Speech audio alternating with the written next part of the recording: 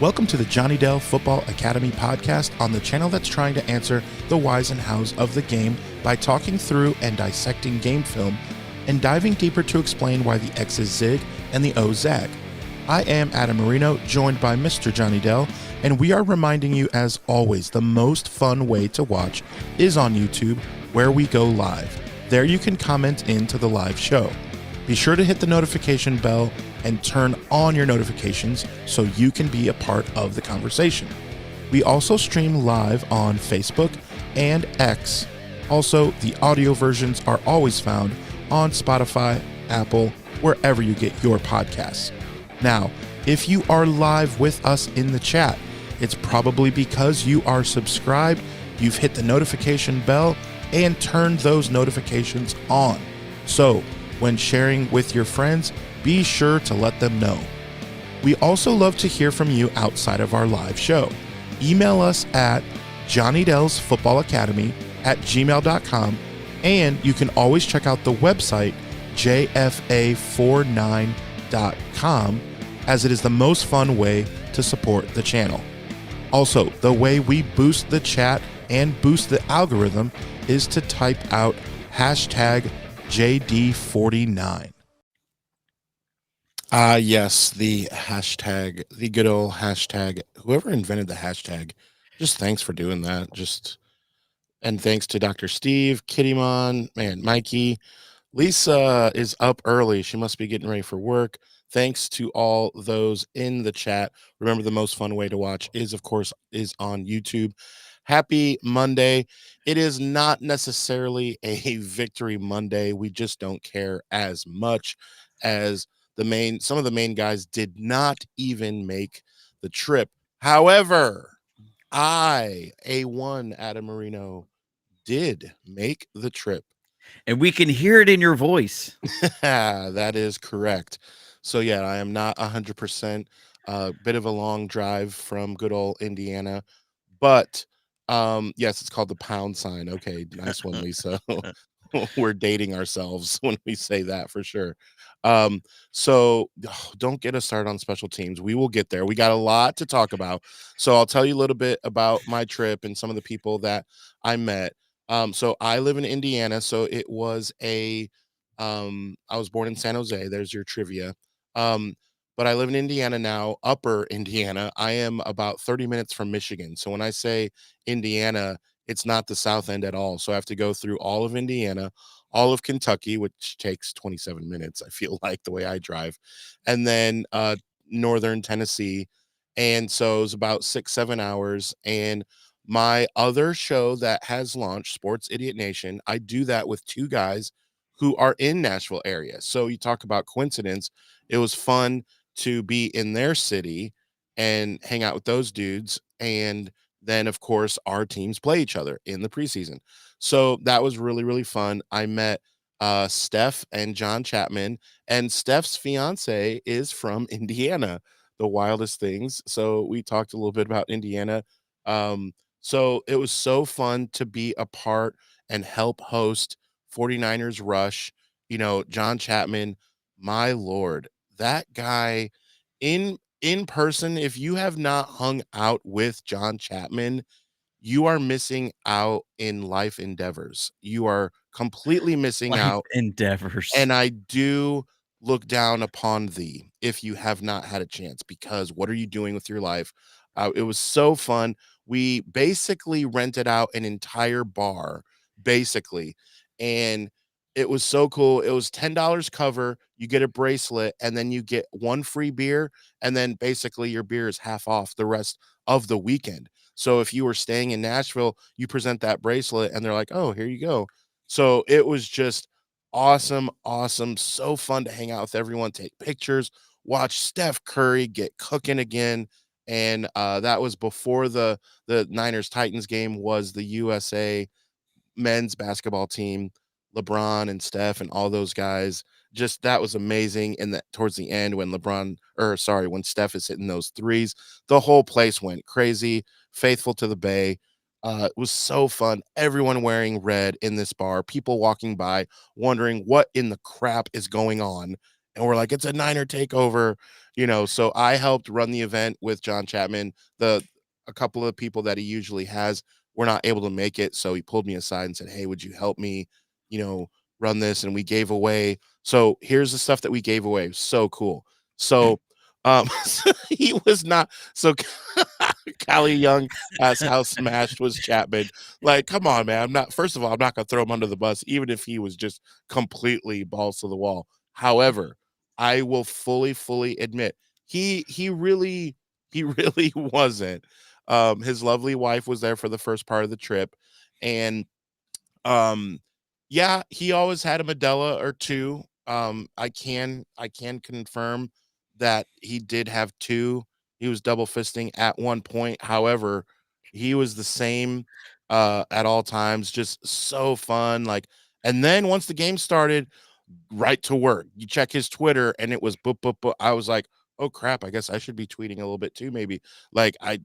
He was just on it, and then did something after the game as well. I saw went live a little bit, and then I met him at the rooftop bar and hung out again after. Just amazing, amazing, amazing.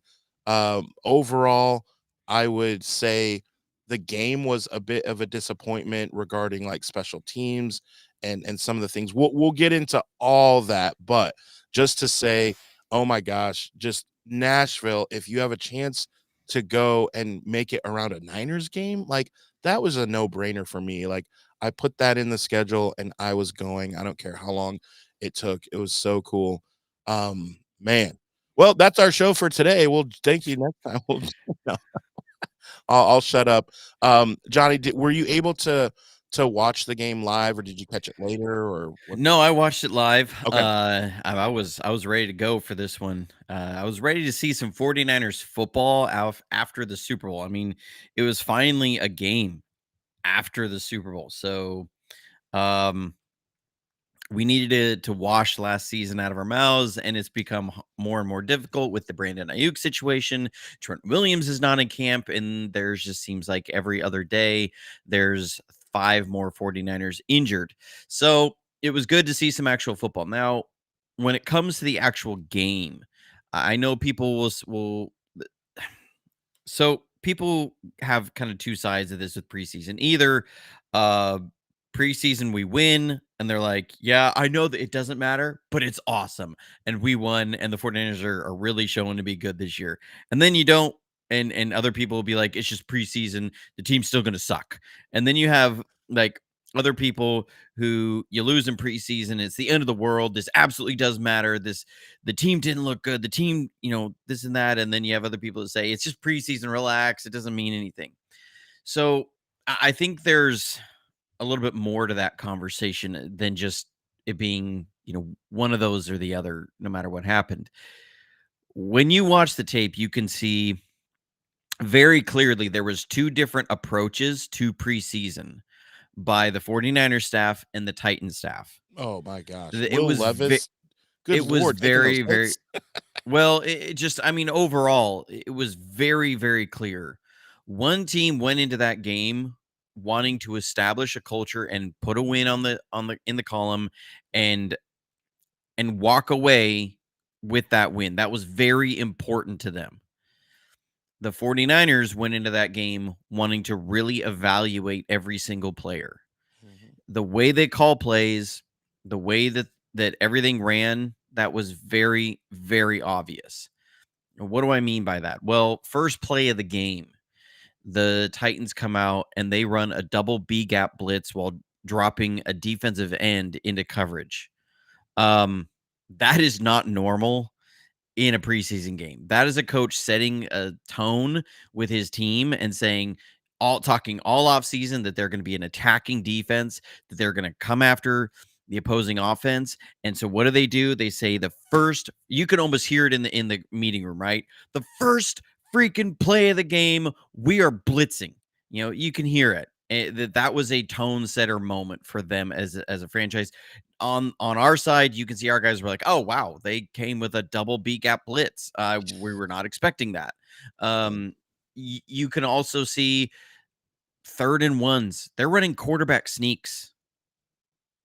What are you trying to evaluate by running a quarterback sneak to get a first down there. You have just as many players to evaluate on your defensive side of the ball. The 49ers in short yardage situations are calling running plays because they want to see how does, the center and tight end handle a combo block on short yardage, or a center and guard. You just, there was things that the 49ers were doing to obviously evaluate players, and the Titans ran like 4 quarterback sneaks.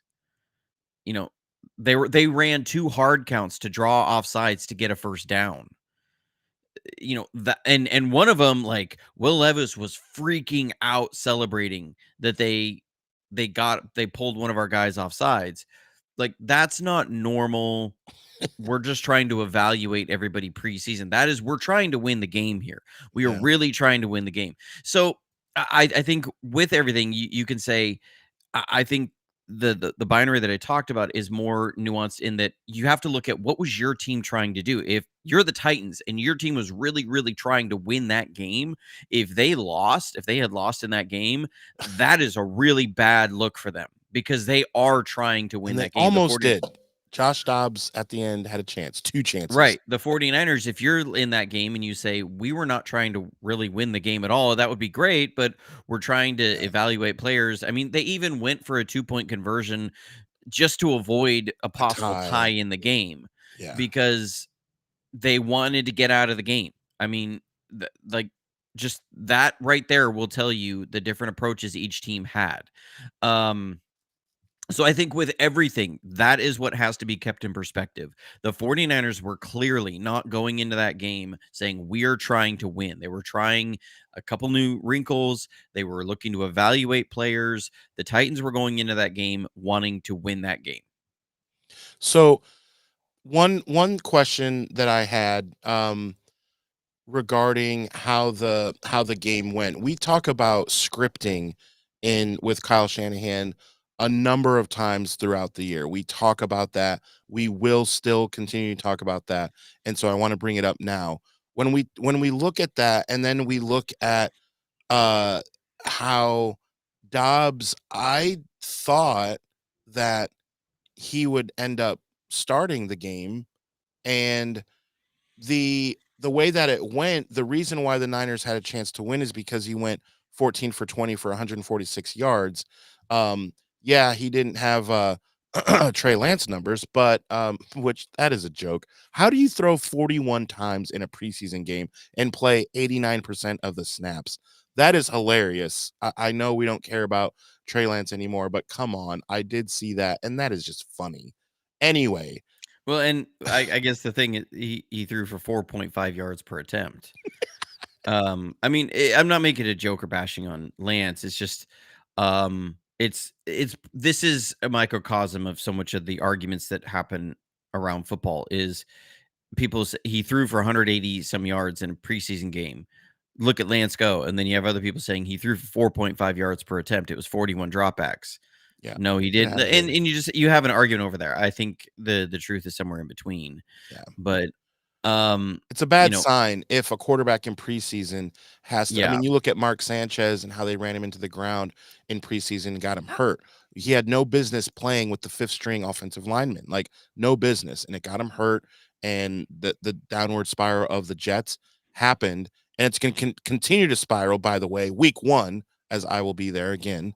But so okay, here's my question: If did they just want to see, because it's not like the starters played, so did they want to see Allen in there with some of the upper echelon guys? I mean, I'm not going to say the starters, but I just don't understand what's your take on the quarterback situation. I loved Well, Dobbs. I loved him. uh, yeah. So I think it has to do with when you're starting out in preseason, you want to be able to make sure you can run your offense effectively, and in getting in and out of the huddle with somebody who's done it in your organization for a while. It's going to be being able to run some checks in the run game to get you into at least somewhat favorable run looks.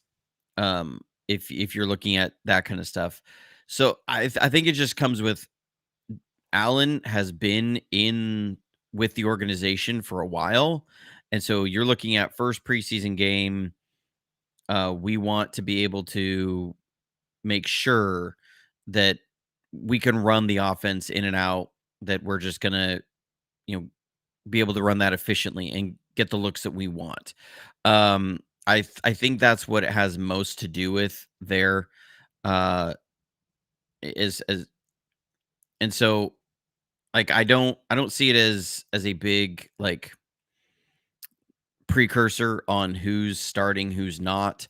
Um, and so Dobbs I, showed he's the number 2, clear, right?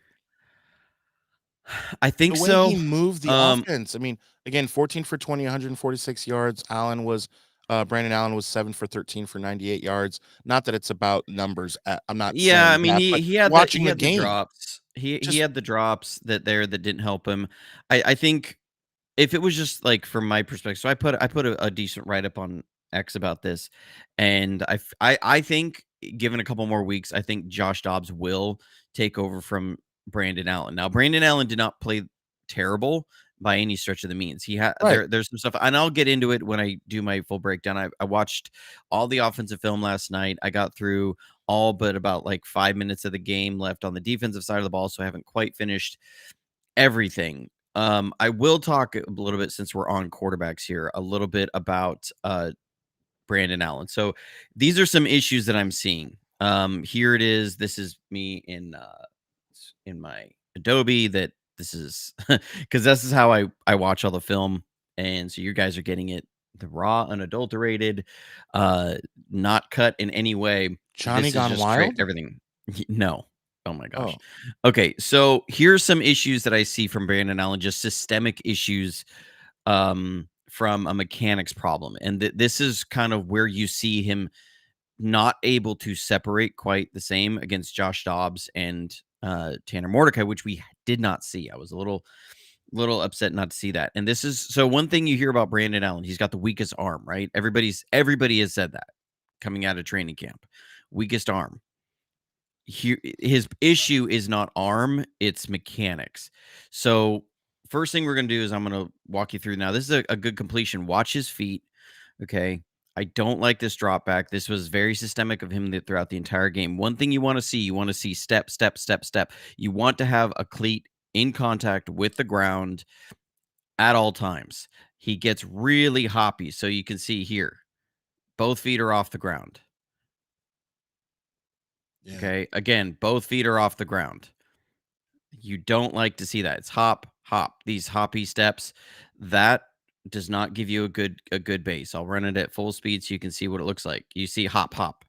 I don't like that. This needs to be step, step, step, step. That's what you see with Brock Purdy. That's closer to what we saw with Josh Dobbs. So that right there, it kind of messes up your timing. So he was a little early on these. So this throw, this one was on the money. It was Yeah. where you want it to be. He made a throw very similar to this. It was about 3-4 feet inside of where you want it with the timing. It was the same route. So he's a little bit more on it with his time here, but he doesn't generate power with his legs. So if you watch this last step, it's the load step. There's no spring in his back leg. Okay. This is a plant. You want to see that leg like a spring, coil and then release. You don't see any of that. There's no coil. It's just basically hitting a stiff spring, and then there's the little hitch. No loading of power off the back leg. And watch where this throwing motion starts. It starts with the left shoulder. That left shoulder starts moving before the hips start moving. That's because he's not driving it off his back leg. And so that left shoulder comes through. This is an all upper arm throw. So now he still gets some decent zip on this, but that's all arm. There's no base involved here with this throw. That's a problem. So that's why you see him talked about as being the weaker armed guy, because his base mechanics just aren't quite there. And so I don't like that where that comes into play is driving the ball outside the numbers. We saw the same problems with Jimmy, right? Jimmy was the same way, but Brandon Allen doesn't have that lightning quick release that Jimmy had. So you're getting this like you don't have the arm strength and you don't have the quick release to make up for that arm strength, that lack of ability to drive the ball. So you have to have one or the other. You either have to have that arm that can get that ball into the windows, or your release makes up for your lack of arm strength. That's an issue I see there with Brandon Allen. Yeah, I don't think anyone was overly excited other than the family of the young man when he steps out on the field. Us as fans are just like, okay, well, let's hope that we don't need him, and when he is out there, let's hope that he can move the ball and do some nice things so that we have confidence if, knock on wood, he is needed. And that's kind of where we're at with him. Okay, so what Well, else so did you think? I just found it here. Here's a really good.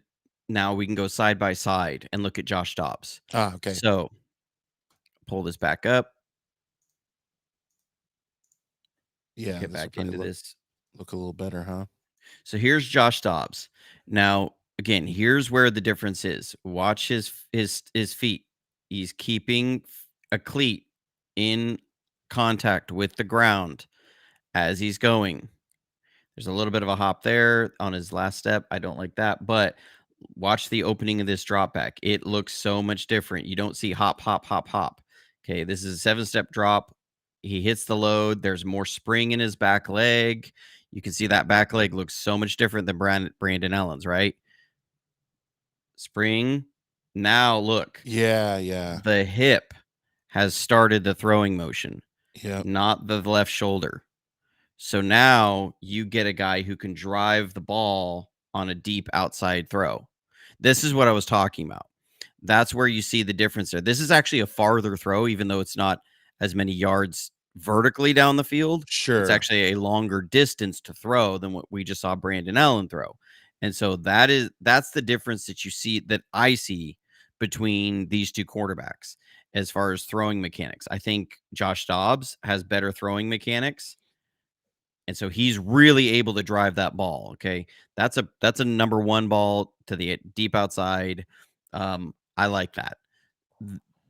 And so with all of that, I felt Josh Dobbs also handled some of the pressures a little bit better. And going back to what I saw from him when he started against us with the Cardinals, I saw very much the same quarterback. And he was a guy that, after I watched that game, I came away very impressed. I didn't know anything about Josh Dobbs before I watched that game, 49ers Cardinals last season, and I came away really impressed Yeah, we with talked him about it. as a quarterback. So, Yeah. um, and so yeah, I watched this game and I said, you know what? I see the same guy I saw last year. So for me, I would feel better. I think Shanahan might feel a little more comfortable with the complexities of his offense right now if it was Brandon Allen. I think I would feel better as a fan that Josh Dobbs gives you a better chance to win. The Pastronaut. Bra- yeah, I think Brandon Allen at this moment gives Kyle Shanahan more confidence to run his entire offense, which he Yes. says gives me a better chance to win. I think Josh Dobbs is the better quarterback. Yeah. There's no question. And by the time the season rolls around, I think and when what are we talking about, right? Brock Purdy, we're gonna keep him upright. He's gonna be good to go. And the reason that is, as we stay on the offensive side, and who looked good, I want to talk about Puni and how you think he did as well. I thought Pooney did a fantastic job in the pass game. I didn't grade him as low as PFF did in the run game. PFF was not kind to him in the run game. Um, and so I didn't see as much of it as they did. I because like I know some of the plays of why they graded him the way they did. I just don't agree. Um, what I saw from him in the run game, some of the issues there were more technique issues of things of learning some of this system and how to take certain angles, finishing that third step sort of on down the line. But he had the tenacity, the nastiness you like in the run game. I think overall, I was really pleased with Dominic Puni. Once he got his hands on guys in pass pro, it was over. That rush was over. He blocks with his feet, meaning he's not a reacher and a grabber. He's not a guy who or a pusher, as I think it was Gibbs would say. No. It was Jim Macaulay, Jim Mouse is what most people would call him Mouse. Famous offensive line coach, known by a lot of guys. He talks a lot about pushers and drivers that in run blocking that you have pushers, which is pushing with your arms, and then you have guys who are drivers who lock up short arms and then they drive with their legs. And Puni is a driver; he's not a pusher. He blocks with his feet in that he doesn't look to use his arms to get his hands on guys. He uses his feet to move and get his hands on guys. And once he got his hands on guys, it was done. Puni Their push. rush. Oh boy. But and Technician is talking about a clip that I'm about to share here. Let me get the right caption up first because we have these captions and I want to use them because I feel more like we're real deal when I have the captions Yeah. on. But this is the clip that Technician is talking about. I shared this on X. This is Puni over here at right guard, and number 91, the defensive tackle, is going to try a bull rush on here. So you can see again, first thing is set with the feet, nice wide base, gets his hands on the guy, good pad level, is fighting him, and this guy's trying to drive as much as he can with a narrow base, gets in there, and what is Puni going to do? He's going to grab him and yank, bring him to the ground. Pass rush rep over for that guy. Over. That's as good of a pass rush rep as you're going to see. There was a lot like this. Every time he got his hands on a guy, it was the pass rush was over. So I think he will be the best pass blocking guard that we've had. Gosh, I want to say maybe even Kyle Shanahan's tenure here. I mean, it's again, it's very early, but like everyone was really really happy about Banks 2 years ago because the numbers say he didn't allow any sacks. I was also seeing things like Banks was not at this point. Like he wasn't a guy that he was going to consistently move his feet to be blocking. He did tend to reach and grab. He struggled with some quickness on guys.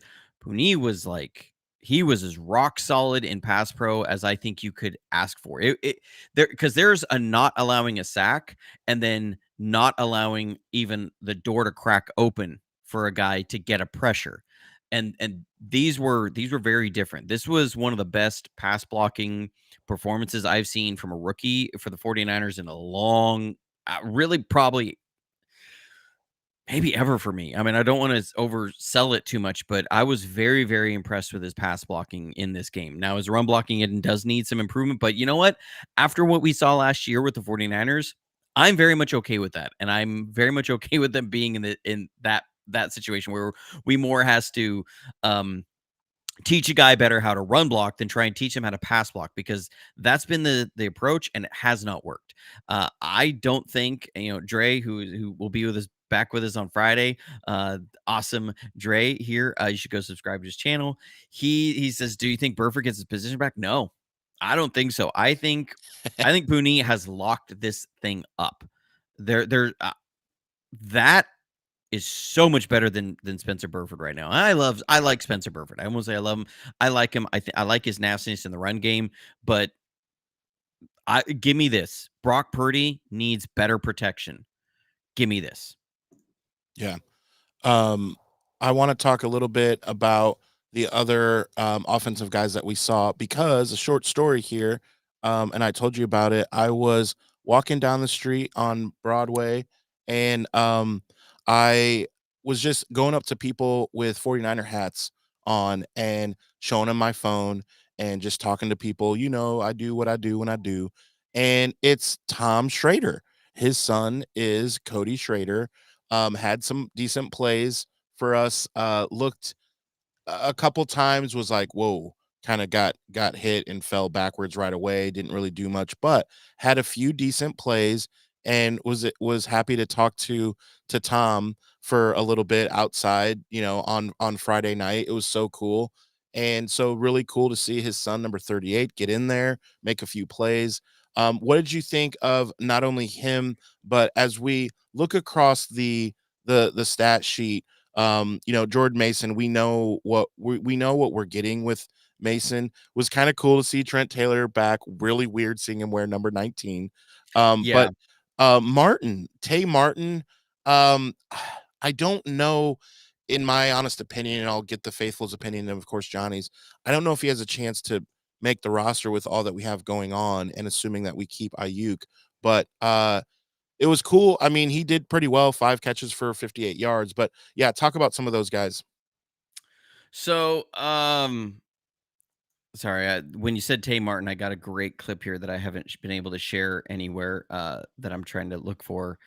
But one of the hardest things in preseason for me is trying to go and learn all these new numbers. When guys change numbers and you have all these new guys, it's like, wait a minute, who is that? Who's Who that? is Yeah, that yeah, there? yeah. And the announcers, the broadcast I had was from the Titans network, and it was like they were almost naming 0 49ers. It was really driving me nuts. Like, somebody would make a play and they didn't say anything about who it was in the game, and it was driving me nuts.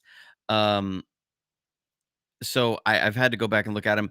The running backs overall, I thought they played well. I didn't think anybody, including Jordan Mason, had a clean game.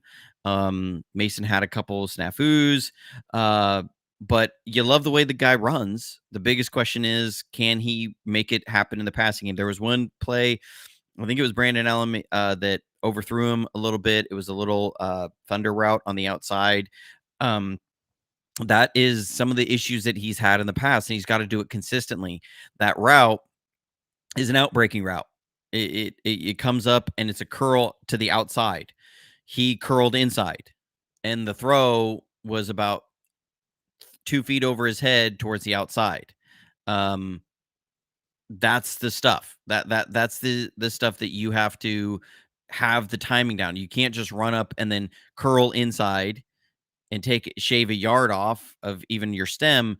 You have to curl to the outside and add a yard away. So that 2 yards difference is the difference between a ball that is not catchable for you and a ball that is there right at your face. Um, that's the kind of stuff that he's got to clean up. But overall, I thought a lot of guys played well. It was interesting to see Matt Breida there again. Yeah, But and to see yeah, him fumble. And yeah, yeah. But I'll let you take it for a second, talking a little bit about the running backs while I find this clip from Tay yes. Martin. So yes, while Johnny does that, I do want to remind you about the channel. The coolest thing about the channel, in my opinion, is going over the whys and hows of the game, where we can show you the film and Johnny can explain why the X's zig and the O's zag, and that is the funnest thing. And so as we start the season, um, make sure you hit the notification bell, because the video breakdowns he'll have always get thousands and thousands and thousands of views. So make sure, if you have not checked them out, I do see the usual suspects in the chat, so you guys know, but make sure you're telling your friends, make sure you see people with Niner gear on and you go show them the channel. Johnny, you got it pulled up here? Yeah, so this is right near the end of the game. We're trying to come down in a 2-minute drill to win the game. So Tay Martin is up at the top. He's just inside the numbers. We're running what's supposed to be a Seattle concept here. So Tay Martin's supposed to come up, run a deep post, and then Trent Taylor is the slot receiver inside there. He's going to come up, run a deep out route or bench route. Then you're going to have the tight end. This is Cam Latu. He's going to chip on the end and then release into the flat.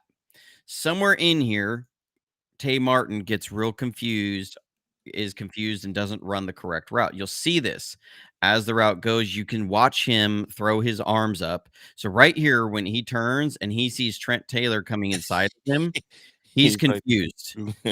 Yeah, and you can see him. He's starting to jog. He's like, what? So What's he happening? runs up here, he slows down, and you can see the arms kind of go out. It's easier for me to see because I'm on my bigger thing. He's throwing his arms out like, what?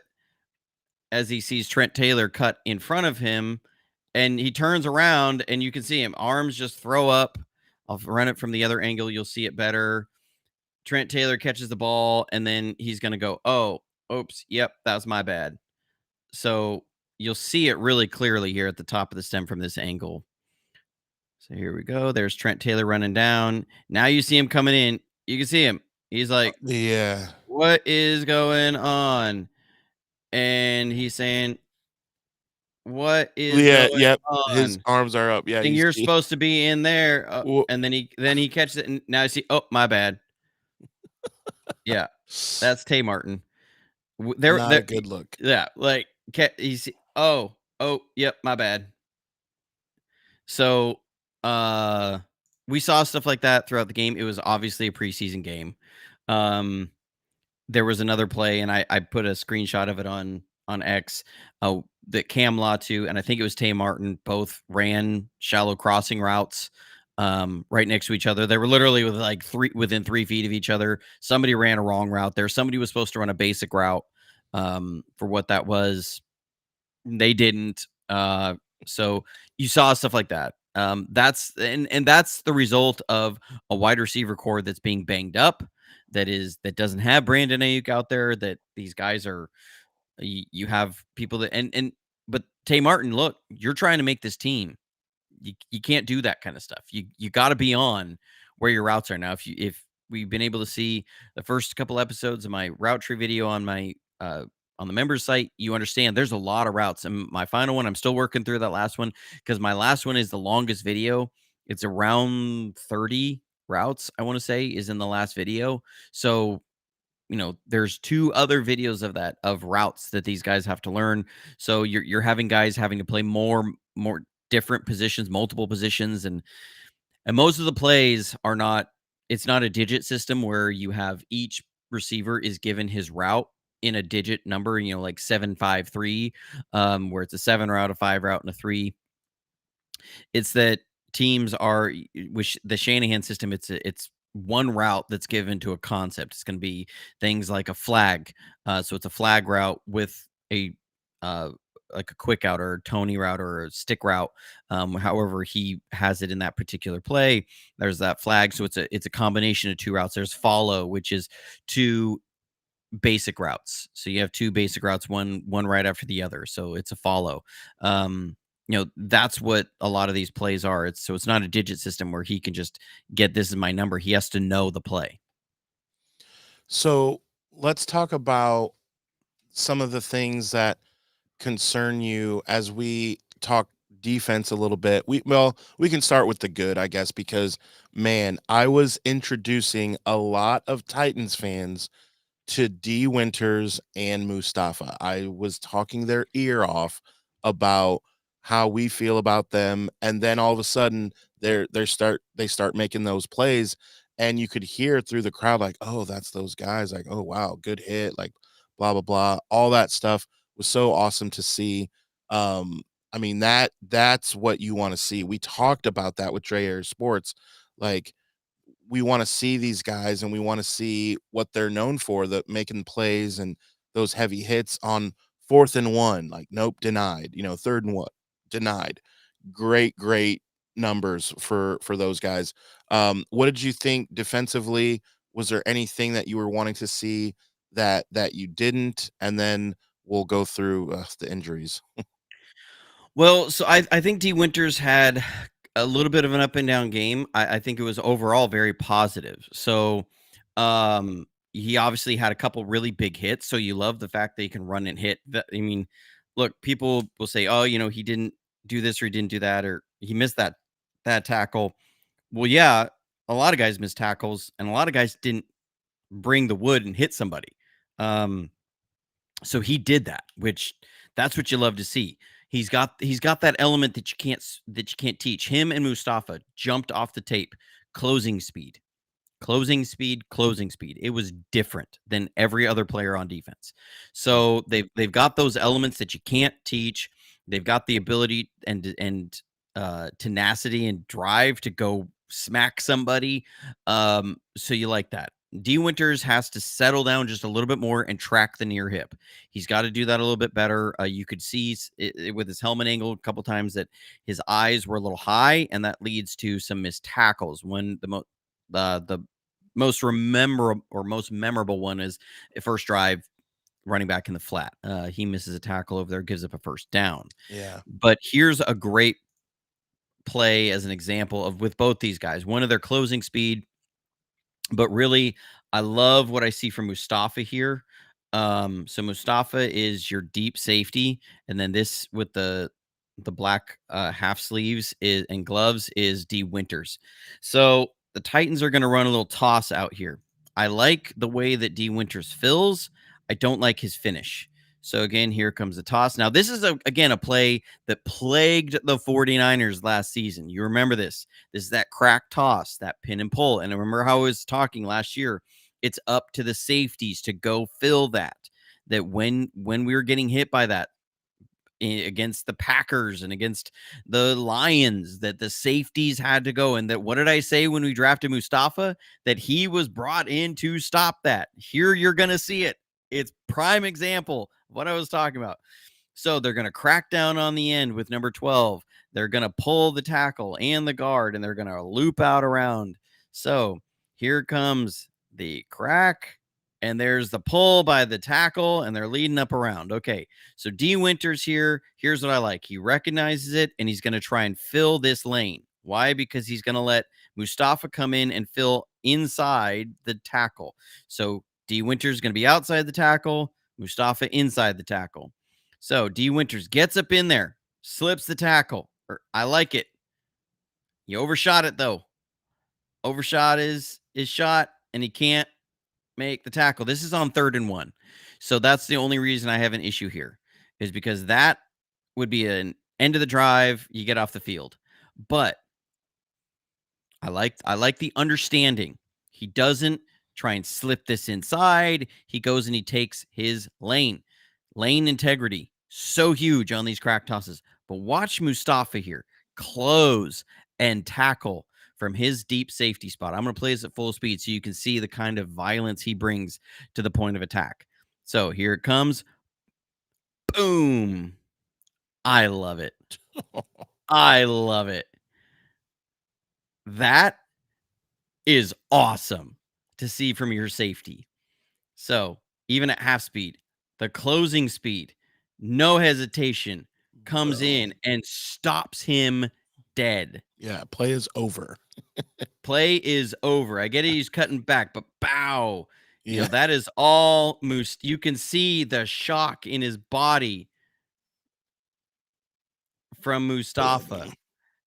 From the other angle, it looks like the defensive tackle helps out more, but you can see that's all Mustafa. I love it. I love it. This is why we love football, guys. This is why you love it. Comes in. Oh, I love it. I love it so much. That's the stuff. Now he had some dirty eyes a couple times, so he needs to clean that up. They got lucky. They ran a play action pass. It was a tight end on a corner route. He was in man coverage on him, lost track of him for a second, and was chasing him down. Ball wasn't the most accurate, and it goes out of bounds. So he got away with that one. But so he's got to clean up that stuff. But he has that sort of stuff. We were so lacking that last year. Yeah. I love Tayshaun Gibson. He did not bring that last year. That is different. So those are things that should make you feel excited about some of our young guys. Yeah. And seeing that live, that's when the crowd kind of, there's like a soft roar. Yeah, like, you're talking about that, like the 4th and 1 at the goal line. I mean, that was a great hit. I liked this one better. Like everybody knows the other one. I like this one better just because it was a fix for a problem that we had that the team was plagued by last year. That the safeties couldn't come up and make tackles on those crack tosses. So that gets me more excited. The 4th and 1, Yes, that's really, really cool. I love the hit he made. I love how That's how makes he Sports ran and hit Center there. and all that, yeah. That's the wow moment. This is the team is better moment. That's what I like about it. Yeah, no question. That is something to be excited for moving forward. As we look to, and we will talk more about this in our second show of the week. Remember, we come to you twice a week, especially as the season is really getting going now. We're going to come to you twice a week. Remember to hit the notification bell so that you can be notified when we drop new content. And also be sure to hit the notification bell because the videos are coming of the breakdowns by a one Johnny Dell. So as we look ahead to Sunday, the 18th against at home against the Saints, what are your concerns regarding health and the roster as it is now and the things that you saw in this game? Yeah, so biggest thing is just injuries piling up. If you saw on Twitter, the news was released last night that the 49ers have canceled their joint practices with the Saints. The Saints were going to come out and practice, and they were going to share a facility there in California and do joint practices. And that has now been canceled because the injuries are just piling up. You had Ambry Thomas. He broke his forearm last night, which Thomas did not look good in this game. He had some issues. There's a lot of issues that we've seen. Why it seems like he can't crack that, you know, I'm a backup and I'm going to be a career backup sort of level. Um, he has not taken the leaps that Diamador Lenore has by any stretch of the imagination. So, but that leaves you more thin at corner. And like you saw it, Rock Yassin, he he played probably 80% of the snaps. He played a lot of snaps yesterday. I think they're still easing Womack back in. Womack pretty much played like the fourth quarter, and that was it. Yeah. Um, so they're getting real thin at corner, especially if they're not wanting to play Charvarius Ward and Diamador Lenore. They're getting real thin there at corner. I thought Renardo Green, came in. He's got a long way to go as far as understanding scheme and how to play in that scheme. They're trying to make him an inside corner, like a slot guy, and you can see that he's got a lot to learn there. So there was communications issues. You can see these guys weren't communicating, and he's not communicating under calls and hot calls and stuff like that. You can just see it's not happening because the linebackers aren't responding. They're not moving on plays that should be an under call or a U call, sort of thing. They're saying you, or alerting to a route coming under, and they're going to take the over route. And was struggling with some switch release recognition of who's now the number two. So when you have a number one and number two who are pre-snap and then post-snap, that changes. So you have a new number one and a new number two, and what that means. So he's got a ways to go to learn uh, everything in the system there. There's just a lot of injuries. I mean, there's something like 23, 24 players who have missed time right now because of injury. That's tough. So that's concerning. And then you have two other players who are missing time because of contract issues. So I don't like that at all. There's no way to spin that to say, it's not a big deal. Right. When you got 25 players who are missing time in camp, this is some of your most valuable time to get the timing down, to install the offense, get everything running. And Shanahan loves those joint practices because you're going against players who haven't seen your offense every single day, and you haven't seen their defense every single day, and their offense hasn't seen your defense every single day. So there's there's a lot of value in that. You get to see valuation of different players, and you get to try different things out that won't be on film for every other team. So it's a big deal that they had to cancel these practices. It's not a little thing. I think most of the concerns as far as from playing, like performance in the game, I know we didn't like the run defense a lot of the game. I think, again, it comes down to a lot of injuries piling up. You had a lot of players that I don't think they're either going to be practice squad players or won't make the team at all. A couple of them I'm pulling for, like Evan Anderson. He's a defensive lineman, defensive tackle, a rookie from Florida Atlantic, small school guy. He's a rookie, got pushed around a lot, a lot. We had defensive linemen on the ground a lot, tripping over guys' feet. Robert Beal did not play a good game. Did not play a good game at all. But I think that's where a lot of the issues kind of stem from. Is there the defensive line, and again, a lot of injuries there, a lot of guys missing time. So there are some concerns. I'm hoping this week looks a little bit better in that regard, but I'm also not freaking out because it wasn't like these are guys that we're leaning on for a lot of playing time. I think Kalia Davis showed a lot of good things. He's shown some of the flashes of why the team likes him, why a lot of people are high on him. I think he needs to up his lower body strength, though. He relies a lot up on that upper area hulk that he has. Legs don't seem to be matching, and that kind of shows in some of his moments where he needs to anchor because he relies more on quickness. Yeah.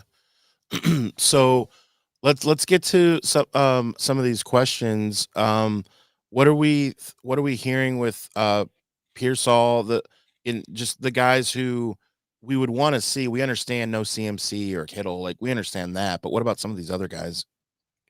So, I mean, still nothing. They're saying we don't know the severity of his injury. And I think the 49ers don't even want that out of the building. I'm not even sure they really want Brandon Ayuk to know.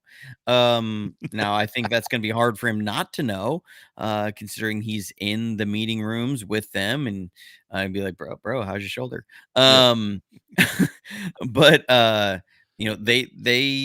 it's concerning because it's an aggravation of an injury that he had like 6 weeks ago, 8 weeks ago. So the question is, how much time is that going to need to heal to where he won't be re-aggravating that in the season? Was it a minor aggravation and it's a week and a half of some physical therapy and it's good? We don't know. Jacob Cowing, same thing. Like I said, what you saw with Tay Martin, some of those reps are there because they want to get the young guys reps, but and with Pearsall, the 49ers are actively engaged listening to trade talks with Brandon Ayuk. Do you go and play Ricky Pearsall a bunch of preseason and risk him to more injury when he may have to be your Brandon Ayuk this year? I mean, I don't know. I mean, it leaves them in a weird place. You need Pearsall to get the reps, but you also don't want to unnecessarily expose him to injury and play more games on an already long season. I would love to see more Jacob Cowing, but they got to get healthy, and so I don't know. I mean, it's not good. I like the question about the tight ends, though. yeah, that was my next one. Yeah, what did you think? I think so. Everybody knows here. I've been a Cam Latu guy, Yes, I was gonna. so I'm trying to stay unbiased here.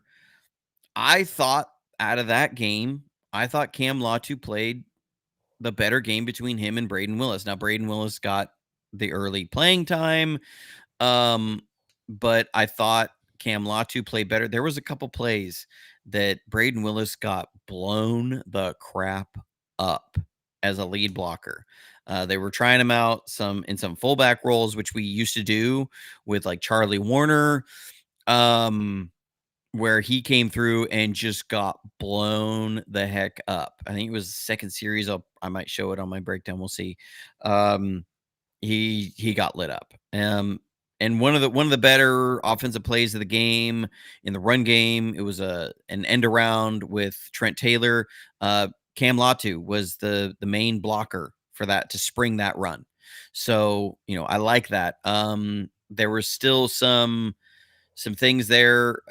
I'd have to look at the play again. There was a play, it looked like where he ran a stick route and it looked like he was right and Josh Dobbs was wrong. The throw was behind Latu. Like Dobbs was expecting Latu to sit down on a stick route, which a stick route will sit down versus zone. And the Titans showed zone pre-snap and it looked like they ran man post-snap by the look of everything else. So that was one where Then Latu is running just an out route, a 5-yard out route because it's against man. Throws behind him. It was near the start of the 2-minute drill. So I like some of that stuff. Still not fully crisp and clean. Still looks like he's thinking a lot out there. Just the way he moves, it looks like a guy who is not comfortable playing where it is. I think overall, I would any of our tight ends in their performance. Which, George Kittle's missed time almost every single year. Yeah, so we need someone. You need a second tight end, if nothing else, just for when George Kittle misses time. But we also love to run 2 tight ends a lot, and it isn't just like you stick Juszczyk in there. You need a second tight end in this system. So I don't know. I did not come away from this game feeling really good about our tight end room. Where's Billy Badgema? Just a random name. Bro, that is an old callback right there. Oh, there you go. Hey, I know my Niners. So, and we know the faithful knows their Niners as well. Be sure again to like and subscribe to the channel if you have not already. Be sure to go up to people that you see wearing Niner gear, take them your phone and say, "Hey, have you seen this?" I did that 37 times this weekend. It was so fun talking to people, snapping selfies, just hanging out with the faithful is always fun. Remember, if you are going to Monday Night Football in about a month from now, be sure to email us and let us know. Bear Pascal. Bear Pasco, Dre. Bear Pasco, not Pascal. Oh, that's right. Pascoe, right? Wasn't it? Yeah. Pascal COE. Pascal almost sounds Jewish, like the Paschal, like the Passover, the Paschal lamb. Yeah. Yeah, Bear Pasco. That was good. So yeah, we will see you guys again then on Friday. We're gonna come to you twice a week. And you said Dre's gonna be with us, right? Yep. Okay, Dre, be there, be square, bro. But no, none of this Bear Pascal stuff. Whatever. We love you. He's We over love it. you. Like, whatever, dude. That's the great response. That's so awesome. Yep, Quiffle Ball loves it too. So yes, thanks guys for hanging out with us again. Again, take your phone, show someone today the channel who may enjoy the content, helps us out, and we love hanging out with more faithful. So in the meantime and in between time, stay safe, stay healthy, and go Niners.